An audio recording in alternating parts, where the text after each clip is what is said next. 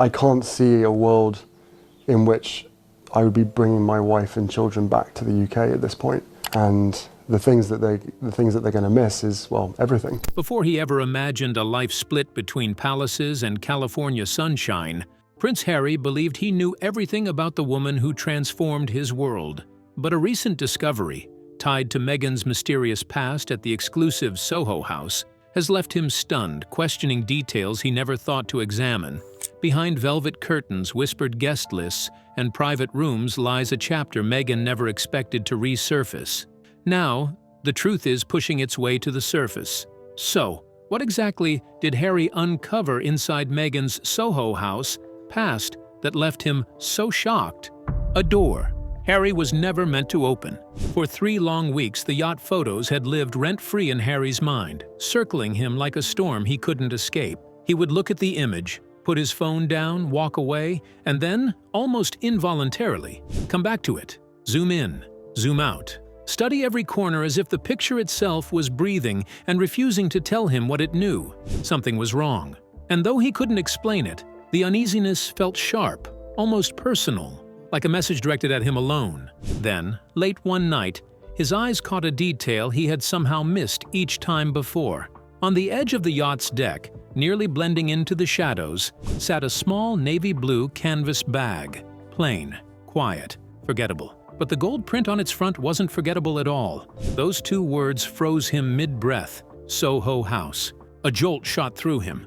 This wasn't just another luxury yacht drifting through Croatia. This belonged to a world Meghan had been deeply embedded in, one built on exclusivity, whispered alliances, and carefully curated power. Suddenly, small things he once dismissed as coincidences no longer felt accidental. The weight of it pressed against his chest, making the room feel smaller, heavier. With trembling fingers, he opened a new browser tab and typed 3 names he had never thought to connect. Soho House, Marcus Anderson, Meghan Markle. The search results didn't just surprise him, they chilled him. Harry had always believed Marcus was just Meghan's fun, stylish Toronto friend, a guy who enjoyed cocktails, jokes, and the occasional avant-garde outfit. But page after page told a very different story. Buried interviews, old social blogs, archived magazines with half-broken links, pieces of information scattered across the internet like breadcrumbs. Together, they created a portrait Harry wasn't prepared to see. Marcus wasn't merely present in elite circles. He was the architect of them, an access broker, a connector of ambitious women and influential men. A man described subtly, repeatedly,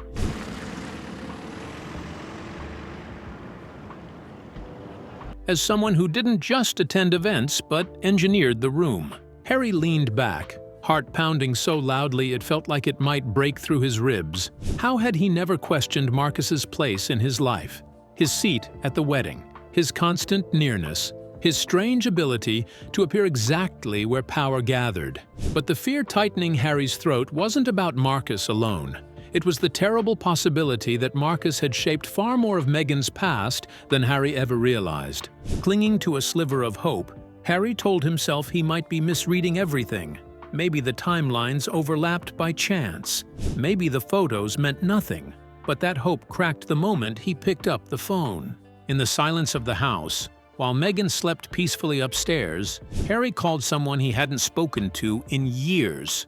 A former Soho House regular from his wilder London days. Someone who knew the system from the inside. Someone who would tell the truth. "Tell me about Marcus Anderson," Harry whispered. The pause that followed wasn't casual. It was heavy, knowing, almost sorrowful. And then slowly, the man began to speak. Marcus didn't manage a social group, he curated a pipeline. Insiders called it a finishing school, but not for etiquette, for access, for strategy, for upward momentum. Women with ambition, he explained, were polished, placed, prepared, and introduced to powerful men who could shift their futures. And in that moment, as the final piece clicked into place, Harry felt something inside him quietly break, because he suddenly understood the one thing he had never questioned. Not until now. So what do you think? Was Harry truly chosen? Or was he merely the final move in a meticulously engineered game? Keep watching. the hidden architecture of ambition. Harry sat frozen, the room around him fading into shadows, as the voice on the other end explained the mechanics of a world he had never truly seen. "He's strategic," the man said, and Harry listened in tense silence. Marcus Anderson wasn't just a well-connected friend. He was something far more calculated. He had access to calendars, guest lists, private events, and insider knowledge no one else possessed. He didn't just mingle, he positioned. He engineered meetings, orchestrated introductions, and shaped trajectories. Every event Harry remembered, the polo matches in 2013, charity galas in 2014, London gatherings where Harry himself had appeared almost incidentally, suddenly clicked into place. Marcus had been there, always close, always observing, always connected. And Meghan. She had been a student in Marcus's finishing school long before Harry entered the picture. The words hit Harry like a wave. Marcus didn't merely introduce people. How had Meghan funded all of this? The flights across Europe, designer wardrobes, Soho House memberships in multiple cities, luxury hotels during yacht weeks, her consistent presence at elite events curated by Marcus. It made no sense. Harry knew her career earnings. He knew the reality of her financial situation. Safely say from my experience, all the traveling that I've done all over the world, speaking to people. And it didn't add up, not even close. A careful, quiet inquiry with a contact still connected to Soho House, Toronto, revealed a truth more shocking than Harry could have imagined. Meghan's membership had been fully comped, not discounted, not partially covered, fully paid for, every year for 5 years. The source hesitated, then revealed in a low, nervous voice. Marcus had ways of granting certain women access. Corporate accounts, anonymous approvals, no questions asked. Someone had been investing in Meghan. Harry's mind raced as he tallied the numbers. Designer outfits for each appearance, Soho House dues, yacht accommodations, hair, makeup, styling. The total hit him like a physical blow. $70,000 a year, and her income couldn't have covered even half of that. Someone had backed her climb, and the pattern of support was no coincidence. Then came the moment that truly reframed everything. He pulled out the official wedding guest list, 600 names meticulously organized, and began scrutinizing Meghan's side. Names leapt off the page. Marcus Anderson front row, Jessica Mulrin, Soho House regular, Misha Nono, orchestrator of a blind date, also a member, Serena Williams, among other members, executives, party planners, socialites, all part of the network that had quietly shepherded her ascent. Out of 200 guests on Meghan's side, over 60 had direct Soho House ties. This wasn't a guest list of friends or colleagues. It was a carefully curated assembly, a map of the social architecture that had brought her, ultimately, to him. Harry's eyes fell on a single photo from the reception. Marcus standing alongside 4 Soho House executives, all smiling, glasses raised, triumphant in a way that suggested a mission completed. The truth hit Harry like ice. His wedding had not been simply a celebration of love. It was a summit, a showcase of the network that had shaped her journey, orchestrated by a man he had thought was merely a friend. Sleep abandoned him. Meals became mechanical, and his days were consumed with digging, cross-referencing, and trying to steady the panic now living permanently in his chest. But there remained one folder, one drawer, one file Harry had avoided for years. One piece of the puzzle that might reveal the final unspoken truth. And as he hesitated, staring at the unopened documents, he felt the weight of a realization that had been building in the shadows, something that might forever redefine everything he thought he knew. And could Harry finally uncover the truth hidden in the messages he avoided for years? Or will the final secret change everything? Stay with us. The messages he was never supposed to hear. Harry stared at the drawer as if it were something alive, something waiting for him to finally open it. And when he did, his fingers didn't go to the files or the printed reports. They went to something smaller, something he had pushed aside without a second thought for years, his old voicemail archive. The moment he tapped it open, a memory he'd buried deep inside himself clawed its way back to the surface. Before the engagement, William had called him several times. Harry remembered refusing to listen, Now his hands trembled as he scrolled through years of saved recordings, reminders, forgotten notes, trivial moments, until he saw it. November 2017. A message he remembered deleting from his thoughts the second it arrived, because even the notification had annoyed him. He took a breath, pressed play, and William's voice filled the quiet room. It wasn't harsh or judgmental. It was calm, serious, almost pleading. "Harry, you need to listen to me. Palace security ran a background check. Meghan has been part of the Soho House crowd for years. Marcus Anderson's reputation is well known. He positions women. She's been photographed with men from your world since 2014. This isn't random. Please look into this before you propose." Harry froze. Then he pressed play again, and again. Each time, the same message sank deeper, cutting through years of assumptions. His brother hadn't been jealous. He hadn't been controlling. He hadn't been trying to protect tradition or the firm. He'd been trying to protect him.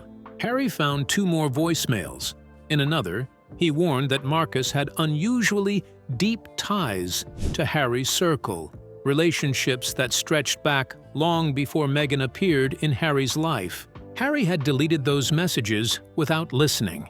He had been so convinced that everyone wanted to sabotage his happiness, so sure that Meghan was being unfairly judged. But now, hearing William's voice from years ago, something inside him cracked.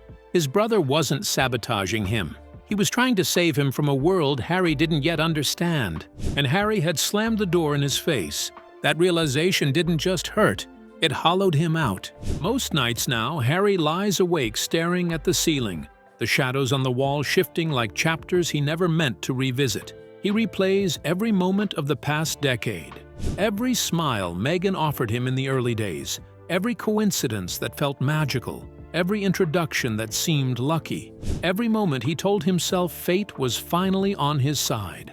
But with each memory comes a whisper he can't silence. Text wrapping break. Was any of it ever real? Because the pattern is no longer invisible. And before you know it, within 24 hours, they could be taking... Meghan didn't stumble into his world. She climbed into it, step by precise step, guided by Marcus Anderson, supported by resources she never had. And Harry, the boy who spent his whole life longing for someone to choose him simply for who he was, now sees the truth he never wanted to face. He hadn't been chosen, he had been targeted. And that quiet, devastating truth is the nightmare he now wakes up to, night after night, unable to escape the feeling that his entire story was written long before he ever read the first line. But is Harry's life truly his own, or a carefully scripted story he never knew he was living? Stay glued. The web behind the smile. Harry's mind refused to rest. Night after night, he traced the trajectory of Meghan's presence long before their paths officially crossed, trying to make sense of what he was seeing. There she was, in Istanbul in 2015, photographed at Soho House, already mingling with European businessmen he would later meet at his charity events. In 2014, she laughed on a Barcelona rooftop with 2 men Harry himself had faced on the polo field. The images weren't just snapshots. One old piece described Marcus Anderson as the man who makes sure the right people meet. Marcus's fingerprints were everywhere. It wasn't just that Meghan had been in the room, she had been positioned in the right rooms at the right time. Even online discussions traced her interactions with charity donors years before she supposedly knew Harry. Every face in the photographs, every handshake, every glass of champagne hinted at a carefully choreographed pattern. While Harry had thought he was showing her his world, she had been orbiting it for years, armed with introductions, access, and a network that seemed to anticipate his every move. The contradiction left him breathless. Could his marriage have been orchestrated like a chess game? Every meeting deliberate? Every introduction a calculated step? Or was it all coincidence, masquerading as conspiracy? As he scrolled deeper into archives, zooming in on faces and names, the connections began to multiply. Party after party, event after event seemed to reveal layers of preparation he had never suspected. Hours blurred into dawn as Harry obsessed over timelines, guest lists, and images. Each scroll revealed Meghan's presence in rooms he had assumed were his alone. A Reddit thread, mapped with painstaking precision, the timeline didn't just overlap, it aligned. She wasn't stumbling into his world. A user wrote simply, chillingly. She was rehearsing for it. The more he uncovered, the more the pattern expanded. Yachts, luxury hotels, private dinners, each detail threaded into the next, constructing a picture of precision and influence. And at the center of it all was Marcus Anderson, the quiet force guiding her ascent, ensuring she was introduced to the right people, placed in the right spaces, and seen by those who mattered. Harry had once believed love had carried them together. Now, every memory, every encounter, every serendipitous meeting carried a shadow of intent. With each revelation, Harry felt a deeper fracture opening inside him. Trust, innocence, and the foundation of the life he thought he had built with Meghan began to tremble. What he had believed to be spontaneous moments of connection were now part of a larger, unseen design. And as he pieced it all together, a slow, cold realization settled in. The world he thought he had invited her into had, in many ways, already been hers long before he arrived. The question now was no longer just about trust. It was about the reality of everything he had thought was his life. But what if Harry was truly chosen by Meghan? Or was he unknowingly the final move in a carefully orchestrated plan? Stay tuned. The unraveling of trust. Another viral post had landed on Harry's desk, a side-by-side collage of images from Meghan's past, each captioned like a Hollywood script. One image showed her at a polo after-party in 2014, the next at Soho House events, and, finally, glimpses of her inside Montecito, perfectly timed to overlap with Harry's own appearances. The tweet framed it as, Season 1, Get into the club. Season 2, Meet the Prince. To Harry, it was no longer amusing.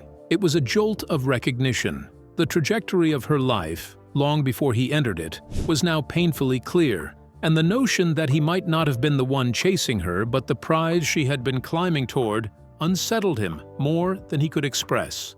To do some form of therapy, or at least be able to talk more about. Insiders described him pacing through his home office, stacks of printed photographs, highlighted guest lists, and open notebooks scattered across the desk. Every detail mattered. Every face, every connection, every shared event with his world demanded scrutiny. Staff reported that he asked pointed, obsessive questions about everyone Meghan had met in Los Angeles, probing for links back to Marcus Anderson.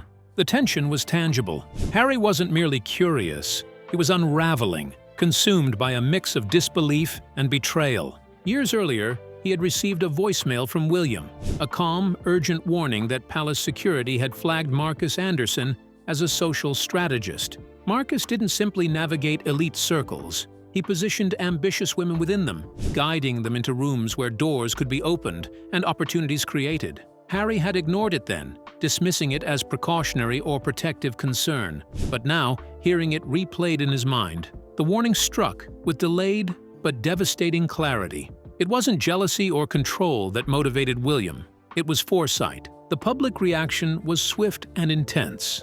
Media outlets compared Harry's situation to classic celebrity implosions. Stars whose marriages were orchestrated by studio insiders. Actresses whose careers had been shaped by behind-the-scenes fixers. Tabloids ran timelines mapping Meghan's presence at Soho House in 2014, then at events intersecting with Harry's circles months later, juxtaposed with his own appearances. Every article, every post, posed the same ruthless question. Had Harry been chosen, not pursued? The intrigue spilled into Hollywood itself. Sources told Page Six that executives were quietly re-evaluating Meghan's branding deals, suddenly uncertain how much of her carefully curated public persona was authentic and how much was strategic. Commentators speculated that streaming giants like Netflix might reconsider long-term commitments, wary that the narrative was shifting from royal rebel to a meticulously positioned social climber. Harry's obsession went deeper than the press.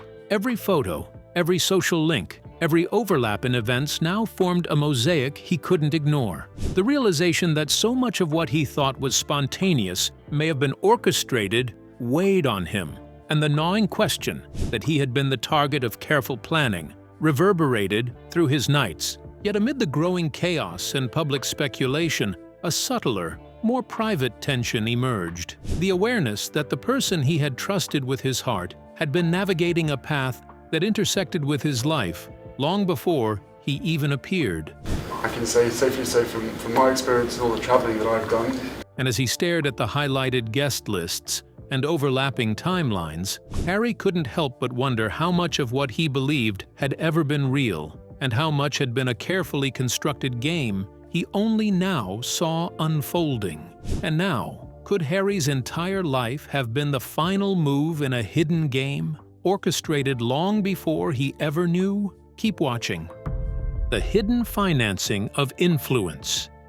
Harry's mind refused to settle. Each revelation seemed to open another door, and with every step he took into Meghan's past, the walls of certainty around his own life began to crumble. Through it all, his reactions were impossible to read. Was he a man uncovering a devastating truth, or someone spiraling into paranoia? Fans and commentators debated endlessly. Some insisted Harry was finally connecting dots that everyone else had ignored for years. Others argued he was inventing patterns where none existed. But for Harry, the evidence was relentless, and the tension only grew as he dug deeper. Each name, each face, each transaction he unearthed tied Meghan's past ever more tightly to his present. The yacht photographs, the Soho House events, the Barcelona rooftop parties, they were all part of a mosaic that suggested planning rather than coincidence. And then came the question that would not leave him in peace. How had Meghan afforded it all? Memberships across multiple Soho House locations, designer wardrobes for countless appearances, flights across Europe, five-star hotels during yacht weeks. Harry knew her reported income. He could calculate what her career earnings realistically covered. It didn't come close, not even half. A contact still connected to Soho House Toronto revealed a startling truth. Meghan's memberships had been fully comped, completely covered through corporate accounts. For years across cities and continents, she had never paid a dime. The revelation was chilling, not just because of the cost, estimated at tens of thousands annually, but because it implied the presence of someone orchestrating her access at a level Harry had never imagined. Naturally, he pressed further, demanding to know who had arranged this. That was when Marcus Anderson's name resurfaced, but now it carried a weight far beyond friendship or social acquaintance. Marcus was not simply a guest at the wedding, not just a fixture at parties or networking events. He was the gatekeeper, the strategist ensuring doors never closed for Meghan. Commentators quickly speculated on the implications. Was this generosity, a friend quietly supporting her ascent? Or was it an investment, a deliberate effort to place someone into elite networks where influence, visibility, and connections could be maximized? For Harry, the distinction was terrifying. What he had once believed was spontaneity, luck, or charm now read like careful engineering, a series of calculated moves spanning years. And as he traced the financial and social threads that had lifted Meghan into those rooms, he felt the ground shift beneath him. The story that had once seemed like coincidence now appeared deliberate, precise, and infinitely darker. Every gift, every ticket, every invitation now had a weight he could not ignore. And the more he understood Marcus's role, not as friend, not as partygoer, but as the architect of access, the more he realized the life he had thought he was living had been intertwined with forces beyond his awareness. It was no longer just a question of trust. It was the revelation of a system, a carefully maintained network that had positioned Meghan long before Harry could ever play his part. The deeper he delved, the clearer it became. Nothing was accidental, and everything had a purpose. It happened a few weeks ago, earlier this month, here at our cottage. Was Harry ever truly chasing love, or was he the carefully chosen endgame of a network orchestrating Meghan's rise? The wedding that was a summit. Harry's world had begun to crack in ways he never imagined. For years, he had believed that Meghan had simply stumbled into his life, charming, spontaneous, and unpredictable. But the deeper he dug, the more the picture shifted from chance to meticulous design. Fans online dissected every detail, A viral TikTok broke down the finances. A Soho House membership in 2015 cost over £1,500 annually. Add five-star hotels during yacht weeks, luxury travel every few months, and wardrobes worth tens of thousands of dollars, and the total lifestyle cost hovered around $80,000 a year, far exceeding Meghan's reported earnings from suites. One caption summed it up brutally: "You don't climb a ladder that fast without someone holding it steady." But the financial revelations were only the beginning. One restless night, Harry pulled out the wedding guest list. For the first time, he examined Meghan's side with suspicion. Out of 200 names, more than 60 had direct ties to Soho House, executives, members, and regulars who had been photographed with her years before she met him. What he had thought was a celebration of love now looked, in hindsight, like a summit, a gathering of the network that had elevated her. Images from the reception replayed in his mind. Marcus Anderson raising a glass with other Soho House figures, smiling with a sense of accomplishment, as if celebrating more than a marriage. Fans on Twitter labeled it the graduation ceremony, a final acknowledgement of carefully orchestrated social climbing. Safely say from my experience and all the travelling that I've done. The pressure built further when Harry rediscovered voicemails from William. Years earlier, Palace security had warned him about Marcus Anderson, flagged as a strategist who positioned women within elite social circles. William had urged Harry to pay attention, to look deeper before proposing. He had ignored it. Now the truth stared him in the face. Meghan hadn't merely entered his world. She had been rehearsed for it, guided by handlers who ensured every introduction, every step, and every exposure to powerful networks was precise. The breaking point came quietly, in the kitchen.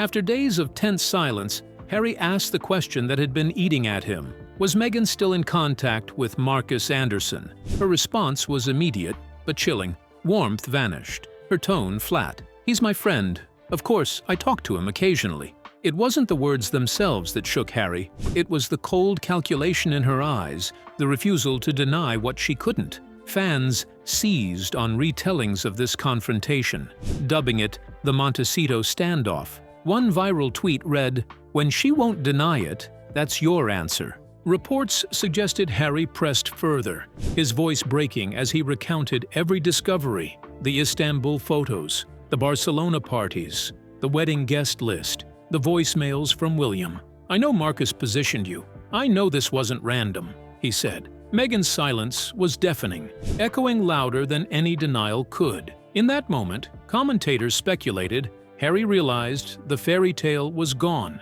This wasn't just a marriage under pressure. It was the possibility that he had been the carefully chosen endgame of a network built to turn ambition into access. Inside Hollywood, the whispers intensified. Publicists reportedly warned clients to avoid being photographed with Meghan, worried the handler narrative could affect branding. Studios monitored sentiment closely, cautious that deals might become liabilities. But the most dramatic shift was private. Staff claimed Harry began interrogating every meeting Meghan scheduled, cross-referencing every name with the old Soho House network. Reports suggested he even checked her phone multiple times. And before you know it, within 24 hours, they could be discovering encrypted messaging apps he couldn't access. When he asked for passwords, Meghan dismissed him as paranoid. Fans debated endlessly. Was Harry unraveling under pressure? Or was he the only one brave enough to face what everyone else suspected? So what do you think? Was Meghan's rise into elite circles pure chance? Or was Harry unknowingly the final piece of a carefully planned puzzle? We'd like to hear your thoughts in the comments. And don't forget to like, share, and subscribe.